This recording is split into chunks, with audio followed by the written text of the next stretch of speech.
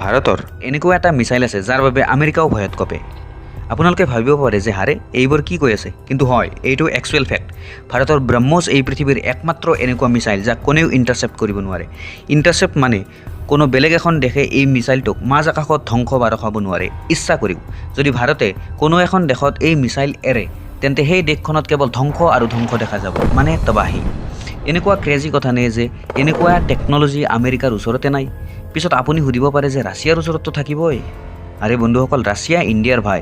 Russia আৰু ইণ্ডিয়াই মিলি ইফালে এই ব্ৰহ্মছ মিছাইল বনাইছিল। ভাৰতৰ ব্ৰহ্মপুত্ৰ নদীৰ পৰা ব্ৰহ্ম শব্দ আৰু ৰাছিয়াৰ মস্কোৱা নদীৰ মছ শব্দ মিলি ব্ৰহ্মছ। ব্ৰহ্মছ মিছাইল 1 মিটাৰ একুৰেচিত কাম কৰে।